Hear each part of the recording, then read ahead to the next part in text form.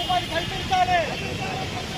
EPF కనీసం 9,000 అమలు చేయాలి. పెన్షన్ కార్పొరేషన్లో కార్మికుల సంఖ్యను పెంచాలి.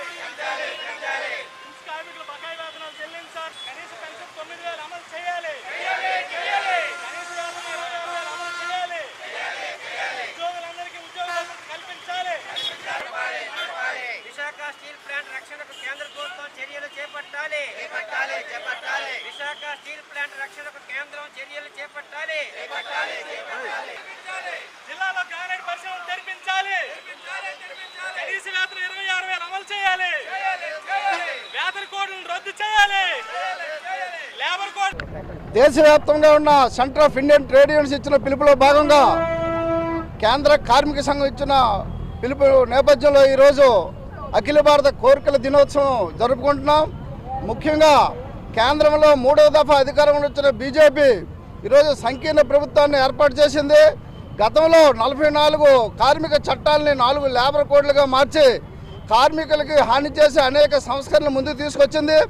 ఈరోజు కార్మికులు దాచుకున్న పిఎఫ్ డబ్బు కూడా ఒక యజమానిగా చెల్లించకపోతే గతంలో 25% పెనాల్టీ ఉండేది. దాన్ని ఈరోజు 5% రద్దు చేసిందంటే ఎవరు ప్రయోజనాలు కాపాడడానికి ప్రభుత్వాలు ఉన్నాయో మనకు దీన్ని బట్టి అర్థమవుతుంది.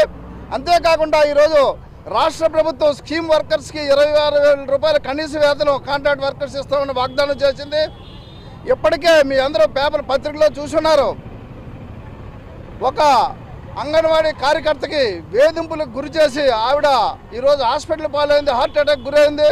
అంతేకాకుండా ఒక మధ్యాహ్న భోజన కార్మికురాలు కూడా ఈరోజు వేధింపులకు గురవుతుంది. ఈ విధంగా రాష్ట్ర వ్యాప్తంగా చాలా ప్రాంతాల్లో కూడా వేధింపులకు గురవుతున్నారు. అంతేకాకుండా ఈరోజు వాలంటీర్ వ్యవస్థను కూడా ప్రభుత్వం మేనమేషాలు ఎక్కెడుతుంది. ఈరోజు కరెంటు బిల్లు మీరు చూసుంటారు.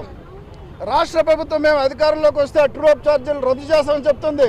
ఈరోజు పేపర్లో నేను చూస్తే ట్రూ అప్ ఛార్జీల గురించి మేము తర్వాత ఆలోచిస్తాం, స్మార్ట్ మీటర్స్ గురించి కూడా మేము ఆలోచిస్తామని చెప్తుంది ప్రభుత్వం. ఇది కరెక్ట్ కాదు. ఇచ్చిన వాగ్దానాలు తక్షణం అమలు చేయాలి.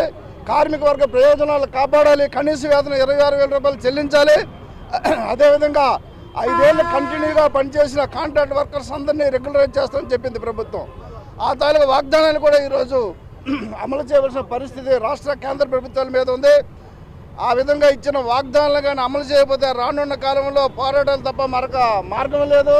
ఈరోజు అఖిల భారత కోరికల దినోత్సవం సందర్భంగా కేంద్ర రాష్ట్ర ప్రభుత్వాలకి సిఐటిగా హెచ్చరిక జారీ చేస్తున్నాం. ఎప్పటికైనా ప్రభుత్వాలు కథలు వచ్చి ముందుకొచ్చి కార్మికుల ప్రయోజనాలు కాపాడే చట్టాలను తీసుకురావాలి. ఆ దిశగా ఈరోజు ప్రభుత్వాలు చర్యలు తీసుకోవాలని సిఐటిగా మేము డిమాండ్ చేస్తున్నాం. నా పేరు ఎం గోవర్ధన్ రావు, సిఐటియు టౌన్ కన్వీనర్.